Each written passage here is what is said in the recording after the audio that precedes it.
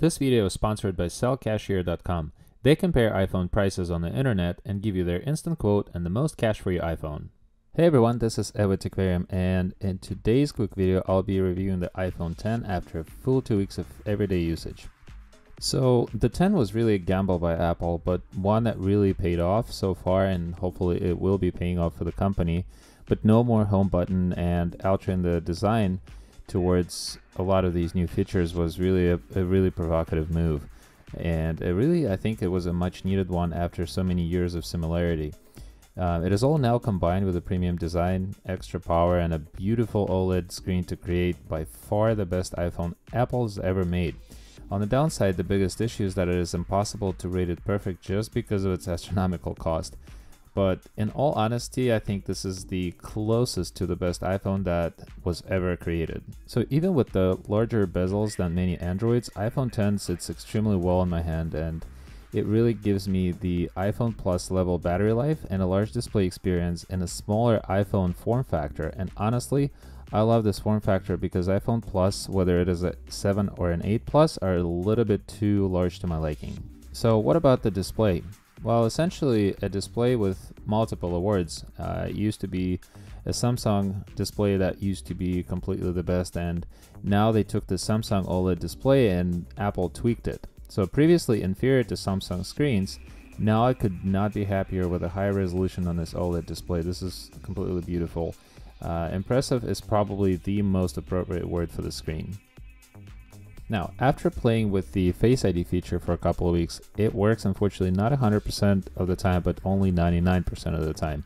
I would love to see this work a bit differently, and I would love it to take me straight to the home screen after recognizing my face. So an additional swipe up would not be necessary, because for me it's a complete annoyance. This holds iPhone 10 from pretty much outcompeting a OnePlus 5T in this category, just because the latter does take you straight to the home screen. Additionally, could also tell you about Animojis. They're quite silly, but it certainly does demonstrate quite well the potential of the Face ID feature. Android phones caught up with and then surpassed iPhone camera performance in 2017, which is this year, but the iPhone 10 still offers a fantastic camera experience for those who just point and shoot most of the time.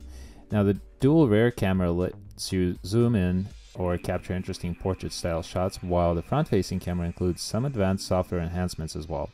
I think capturing great shots has more to do with the person shooting than the camera itself, especially when we look at 2017 smartphones.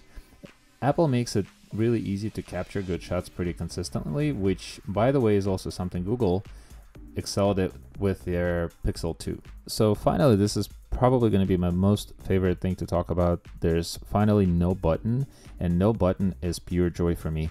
I don't get tired to think how exciting it is that the button is gone from this phone. iOS works beautifully well and is very, very intuitive. I've been using handheld devices for numerous years, and I was never an iPhone only user. That button was one of the reasons. Now we'll just leave it at this. I don't miss the button. I love the relocated control center and the gestures that have completely replaced that button.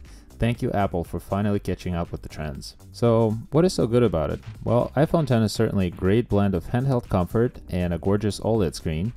Rear telephoto camera outshoots the 8 Plus in low light, and the front camera snaps impressive portrait selfies. Face ID is a great feature and generally works fine, but as I've mentioned, remember it's not 100%, probably 99% of the time. The new interface brought about by a complete removal of the ancient button will leave some users having to get used to this. While it was not a problem for me, it could probably be problematic for some users to get used to reach for the control center that's a swipe down from the top right of the screen. And it's all the way up there, so if you have smaller hands, it may not be as convenient for you. But wait, the swipe down has been an option for a while, but this is just a by the way. Also, optimization of apps for a notch screen may take some time as well, and as we all know, this phone has a price beyond reasonable, and along with an all-glass design, it means a good case and an insurance plan, which are both a must. So iPhone 10 was a long overdue evolution of handhelds by Apple. If you are willing to pay this much money, I suggest to leave your traditional Apple button comfort zone and move into the present of a face recognition. Honestly, a few weeks with an iPhone always gets me kind of bored, and I go back to my Microsoft products or some exciting Android smartphones, but there's something about this iPhone 10 that excites me every time I use it. So here's what I can tell you, whether you should buy one of these or you shouldn't. If you want a familiar iPhone experience, iPhone 8 has been out for some time now and it's waiting for you. Get one. But if you want to change, a different design, a lack of a button, an edge-to-edge OLED display, a true depth camera, Face ID, a dual camera better than the one on the iPhone 8, and you have at least $1,000 in your pocket for this, then get an iPhone 10 because it is the best product Apple has ever made. Alright guys, so thank you for watching. Please let me know in your comments below what features you like or you don't about an iPhone 10, or simply if you have some questions, please post them down below and I will do my best to get back to you. Now if you enjoyed this video, show some love to that like button down below and make sure you subscribe to my YouTube channel. See you guys in my next Techvarium video very soon. I wanted to tell you about sellcashier.com. So you just got your new iPhone. What will you do with your old one? You may be thinking of selling it on eBay, Craigslist, and so on, and it is definitely a hassle.